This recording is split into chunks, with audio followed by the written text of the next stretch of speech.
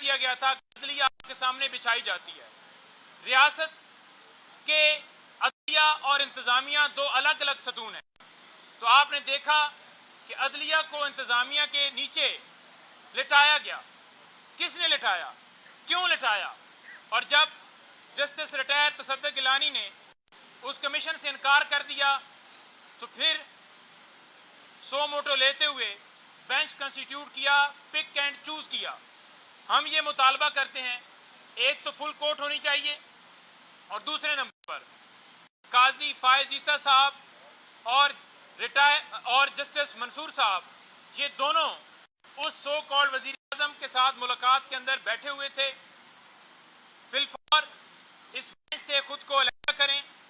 وہ اپنا مائنڈ پہلے ہی ڈسکلوز کر چکے ہیں، وہ اپنا مائنڈ پہلے ہی ظاہر کر چکے ہیں. سو کالڈ وزیر اعظم جو فارم 45 کے مطابق ہارا ہوا شخص ہے، اس کے ساتھ ملاقات کر کے. اس کے ساتھ ساتھ ہم یہ مطالبہ کرتے ہیں کہ لائیو پروسیڈنگز دکھائی جائیں تاکہ پوری قوم دیکھے. اور تیسرا مطالبہ ہم یہ کرتے ہیں کہ جن ایجنسی کے اہلکاروں نے دھمکیاں دی ہیں، جنہوں نے مداخلت کی ہے، ان تمام اہلکاروں کو عدالت میں بلایا جائے اور یہاں پر ان سے سوالات جوابات لیے جائیں، کیے جائیں، اور اس کے مطابق ان کے خلاف ایکشن لیتے ہوئے ان کے خلاف کارروائی ہو. اور یہ 6 ججز نہیں ہیں، یہ پوری قوم انصاف کے لیے کھڑی ہے. یہ پوری قوم سپریم کورٹ کی طرف آج دیکھ رہی ہے. پوری قوم آج مطالبہ کر رہی ہے کہ قوم کو انصاف دیا جائے. اور عدالت کے اندر لوگ اسی وجہ سے آتے ہیں کہ انصاف کی امید ہوتی ہے. اور اگر عدالتیں ہی انصاف نہیں دیں گی تو پھر ہم جو ہے وہ کدھر جائیں گے؟ تو لہذا ہماری ڈیمانڈز آپ کے سامنے آ گئی ہیں، کلیئر کٹ ہیں. ہم انصاف کی امید رکھتے ہیں اور امید رکھتے ہیں کہ اس پر امپلیمنٹ کریں. جوتا صاحب یہ بتائیے کہ کل وزیر اطلاعات عطا تارڑ صاحب نے ایک ٹویٹ کیا ہے. انہوں نے کہا ہے کہ پی ٹی آئی جو ہے وہ عدلیہ کو لڑانے کی سازش کر رہی ہے اور اس وقت جو ہے پی ٹی آئی لڑوانے کی کوشش کر رہی ہے. کہیں یہ ریشم والا مدعا آپ کے اوپر ڈالنے کے لیے تو نہیں سب کچھ کیا جا رہا ہے؟ دیکھیں، بات یہ ہے کہ اس کو غلط کر دیا جا رہا ہے کہ یہ پی ٹی آئی کا مسئلہ ہے. یہ مسئلہ پاکستان تحریک انصاف کا نہیں ہے. نہ ہی وہ 6 ججز پاکستان تحریک انصاف نے اپوائنٹ کیے.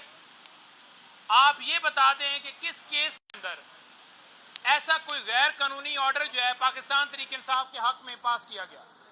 ہمیشہ عدالت کی طرف یہ ریمارکس آئے کہ اگر آپ پریس کانفرنس کریں گے تو آپ کو چھوڑ دیا جائے گا. ہماری آج بھی درخواستیں اسلام آباد ہائی کورٹ کے اندر پینڈنگ ہیں، چاہے سائفر کیس ہو، چاہے دوسرا کیس، دوسرا کون سا نیب والا کیس ہو، سیکیورٹی کی درخواستیں ہوں، خان صاحب کی جان کی حفاظت کے حوالے سے درخواستیں ہوں، یا بی بی صاحبہ کی جان کے خطرے کے حوالے سے درخواستیں ہوں. یا آپ نے دیکھا کہ اس سے پہلے جتنی درخواستیں اسلام آباد ہائی کورٹ میں آئیں، کیوں چیف جسٹس عامر فاروق صاحب کے پاس 130 سے زیادہ درخواستیں گئیں؟ کیا وجہ تھی؟ اس وقت تو عطا تارڑ صاحب یہ دوسرے نہیں بولے. اور یہ غلط رائے دیا جا رہا ہے. یہ مسئلہ پاکستان کا ہے. یہ مسئلہ جو ہے اس پاکستان کے مسئلے کو پی ٹی آئی کے ساتھ نہ جوڑا جائے. صرف ان ججوں کے خلاف دیکھیں، یہاں پر جو بولتا ہے اس کو غدار ڈکلیئر کر دیا جاتا ہے. آپ نے دیکھا کہ کمشنر راول پنڈی نے جب بیان دیا تو فوراً ہی اسے اغوا کر کے پھر اس سے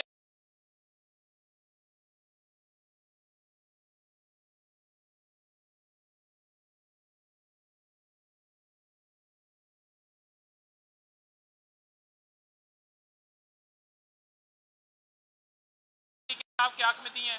تو یہ سارے پراپوگنڈے ہیں.